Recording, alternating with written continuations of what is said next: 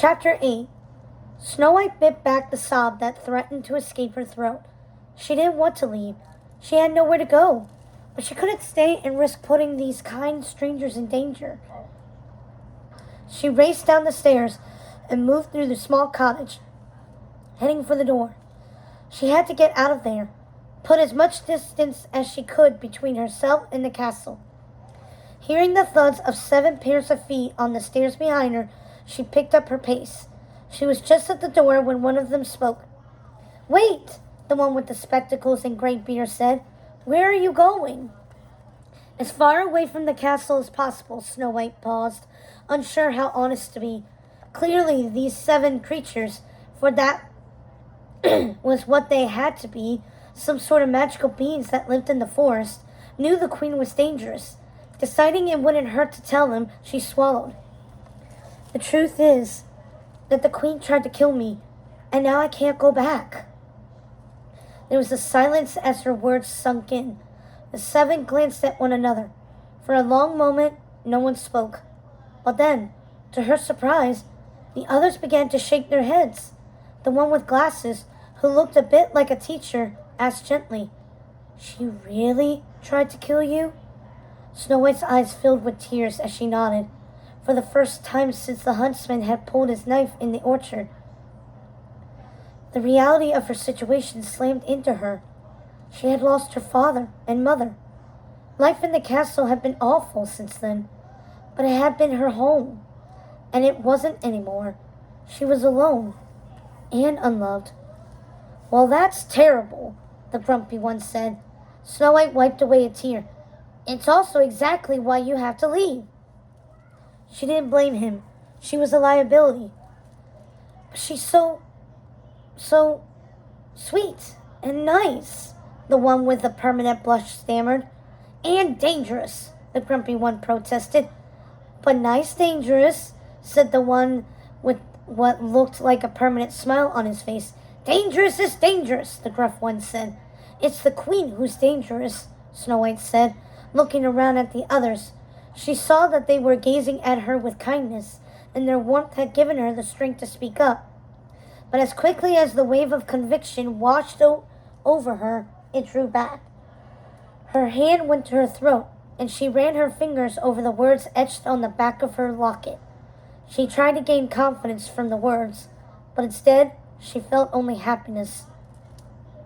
Feeling something pressing against her leg, Snow White looked down to see the gentle one who had first found her leaning against her.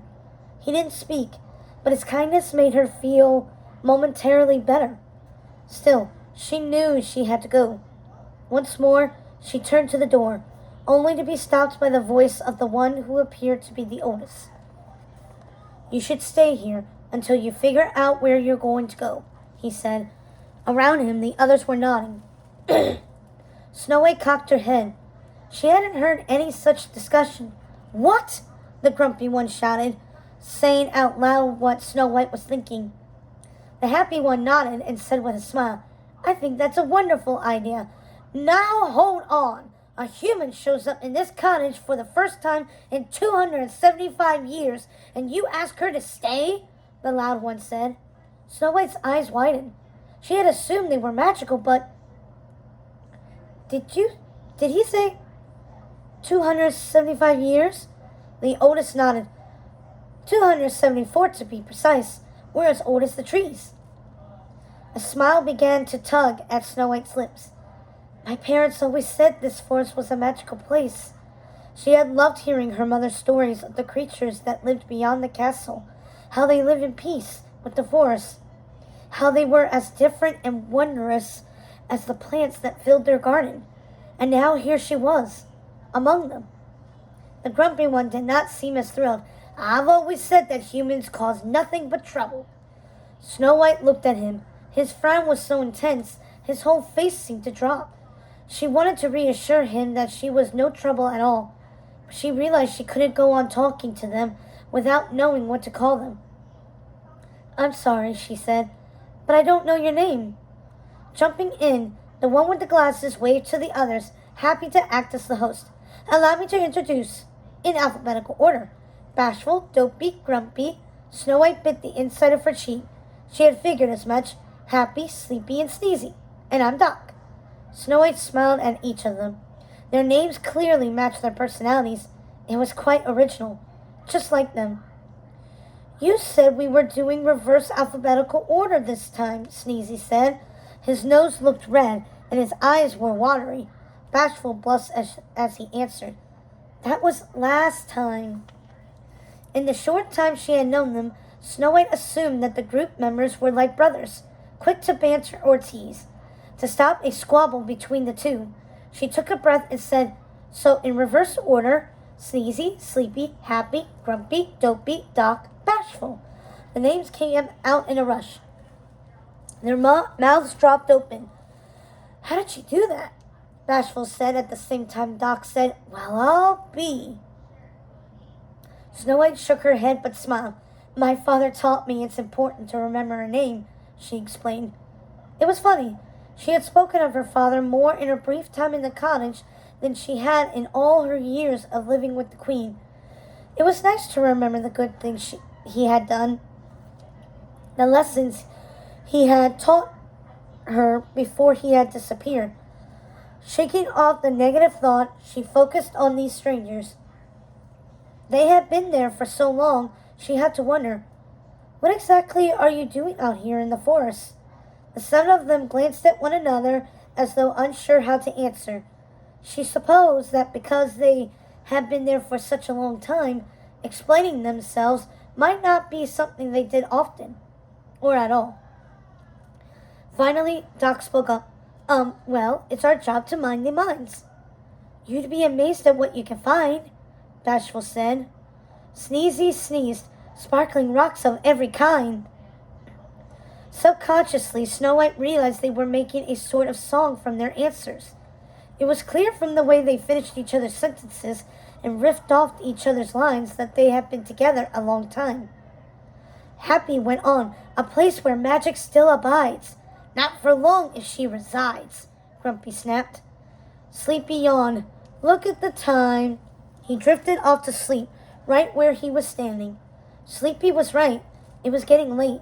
The sun had long since set, and despite Snow White was feeling tired herself. Still, she hadn't been fully invited. Yet. The important thing is, Happy said, smiling up at her, Snow White would be out of harm's way at our address. Right, fellas? The others nodded. Definitely, one said. Don't leave, said another. Way out of harm's way? Objection! Grumpy's voice broke over the murmurs of assent. Noted. Doc informed him before turning to Snow White. To inform, he whispered, Just ignore him. Snow White sighed. As much as she would like to stay, she wouldn't unless all of them wanted her to be their guest. She opened the door and stepped out into the night. She shivered in the sudden chill and jumped at the sound of thunder rumbling in the distance, her heart hammering. She looked back at the door. They were watching her, waiting. True, Grumpy wasn't exactly thrilled to have her company, but he was only one of seven. He was outvoted. Maybe when she walked back inside, Dopey did a happy little kick. Maybe I'll stay just for the night, she said. Grumpy looked at her, then at the others. He sighed. One night. Then she leaves, he said, stomping toward the stairs. You'll be safe from the Queen here, Doc informed her. Snow White allowed herself a smile. She wasn't going to be able to stay there forever, and the Queen was likely looking for her even at that very moment. But for one night, she could sleep, feeling safe and protected in a cozy cottage in the middle of the magical forest. At the same moment, inside her chambers, the Queen was, in fact, not concerned about Snow White's whereabouts. The huntsman had done as ordered and returned that evening with the box in hand. Inside, nestled in velvet, was Snow White's heart. That was what he had told her. So the Queen had gone to her chambers with a smile, or an approximation of one, as the Queen rarely truly smiled, and placed the box on a shelf. Outside, a full moon shone through the window, casting a pale white glow over everything. Confident that her status as the fairest in the land had been restored, the queen approached her mirror. "Magic mirror on the wall," she said, chanting the familiar words. "Who's the fairest one of all?" Eager for the phantom's reassurance, she waited for him to appear. The green smoke faded, revealing his pale face. "Look inside the wild, far beyond the castle wall," the queen hissed. What was this? These were not the words she had expected. The phantom went on. "The princess had taken flight, and the world at last begins to see. The fairest is Snow White." As the queen stared at the mirror, her expression turned to stone. "No!" she exclaimed. "I am only bound by what is true. The fairest lives. She is not you," the phantom finished. How could this be? The huntsman had said she had been taken care of. He had given the queen the box with Snow White's heart. Although she rushed to the shelf, grabbed the box, and opened it with shaking fingers. She let out a shout as she saw what lay on the velvet. It was not a heart, but a shiny red apple. Rage blinded her, and she fought the urge to hurl the box across her chambers. Instead, she inhaled deeply, and bringing her rage from a boil to a simmer, slowly closed the box. So the huntsman had lied to her. He had protected that simpering little princess and let her go, or go free. He had made a grave mistake. She was the queen, and in the game of life, all was fair when you wore the crown. She would make him pay for his treachery. But first, she needed to find him. She stormed out of her chambers and made her way to the throne room, barking orders at her soldiers to find the huntsman and bring him to her. The queen didn't have to wait long. She had barely taken a seat on her throne when the doors flew open and two soldiers appeared. The huntsman hung between them, his arms firmly held in their strong hands as they dragged him toward the queen. The queen arched an eyebrow as the huntsman was thrown at her feet. He at last had the decency to keep his eyes on the floor. "You dare to disobey me?" she said after a long moment. "I don't deserve mercy," the huntsman said, "but if there's a drop of it in your heart, I beseech you, show it to her." The queen let out a cold laugh. Mercy? To Snow White?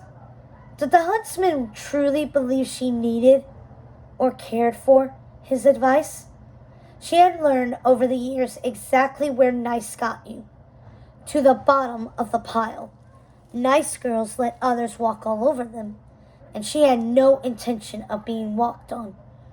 No, she had ambition, she had power, and she had no plans to end anywhere but on the top. Grabbing the dagger from the huntsman's belt, she nodded to the soldiers. She watched as the huntsman was dragged away. When the throne room doors had shut behind him, she lifted a hand mirror and gazed into it. Her brown eyes looked back, not showing a hint of the emotions rolling through her. She had heard people say it all her life, that true beauty lay within. When they cowered in fear even while they stared, she knew that people thought that about her. But she had never believed them. She didn't care for their sayings. She knew that beauty came from power. It was time to remind everyone just how beautiful she was. She got to her feet and returned to her chambers. From her wardrobe, she pulled out a new dress. It was dark as night, but sparkled with diamonds and other jewels. The high collar highlighted her sharp cheekbones, and the matching cape sparkled as she walked. On her head, she placed her crown. When she was done, she swept out of her rooms. Servants gasped as she passed, a picture of power in her new dress.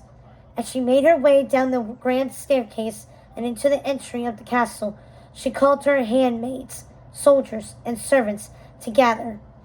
When they were all in attendance, she gestured to the captain of the guard.